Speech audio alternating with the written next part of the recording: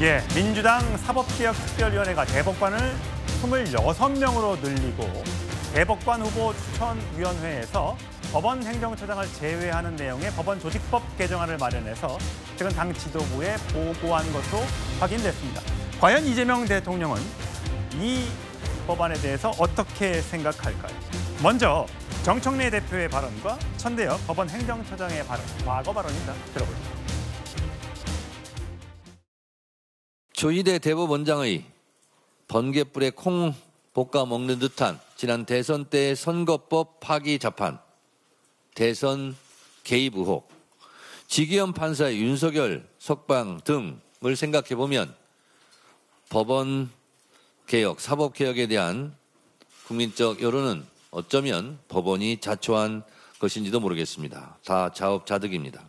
법령 해석 통일 기능이 이제 마비되어 버리고 동시에 전원합의체를 통한 충실한 심리를 통한 또 권리 구제 기능 이런 부분도 역시 마비될 수밖에 없다. 예, 김철현 교수. 원래 30명으로 늘리기로 했는데 반발에 부딪히니까 26명으로 하겠다. 14명에서 26명도 사실 많은 거예요.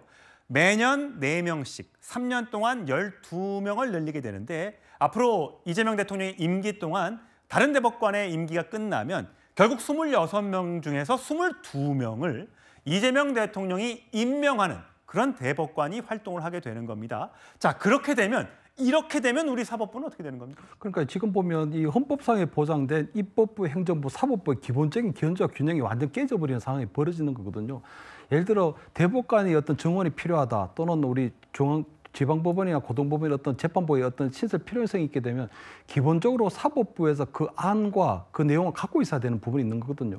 예를 들어 지금 입법부에서 사법개혁이 필요하다고 해서 입법부에서 멋대로 대법관을 이런 식으로 정원하게 되면 예를 들어 행정부에 대해서 이번에 정부조직법이 처리되는데 그 과정에 있어서도 대통령은 원하지 않는데 국회에서 볼 때 이번에 체육청소년부가 필요해. 그러니까 정부조직법 우리가 만들 테니까 무조건 체육청소년부를 만들어. 이런 식으로 하게 되면 결국 국회가 사법부든 행정부도 다 위에서 통솔하는 그런 상황이 벌어지기 때문에 완전 어떤 견제와 균형의 권리가 완전히 깨져버리는 그런 상황이 벌어지는 거거든요.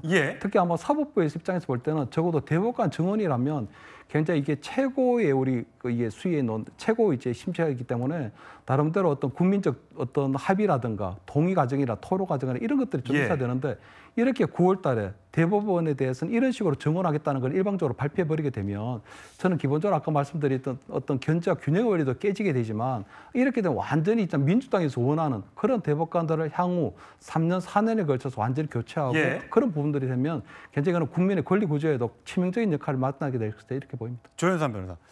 민주당 입장에서는 그거 같아요.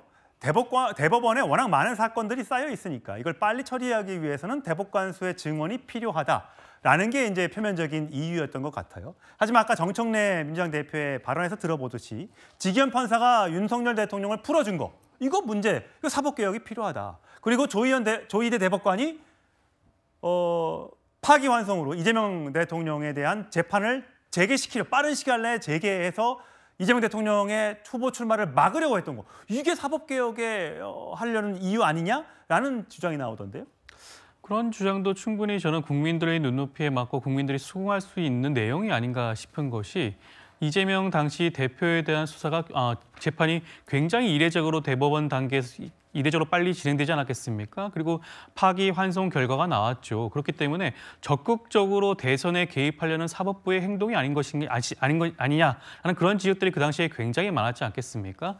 지금 조희대 대법원의 경우에는 대법원장이 많은 그런 인사권과 예산권을 가지고 있다 보니 사실상 대법원장이 예속되어서 여러 가지 판단이 나오는 그런 우려가 있는 부분이 분명히 있습니다. 그렇다면 그런 측면을 살펴보게 되면 다양한 대법관들을 충원을 해서 그리고 대법원을 추천하는 인사위원회도 다양한 사람들로 구성을 해서 단지 대법원장에 예속되는 그러한 구조가 아니라 다양한 의견을 표출할 수 있는 그런 대법관들로 구성되는 것이 온당한 거 아니냐라는 주장을 말씀하신 것으로 보여지는 것이고요.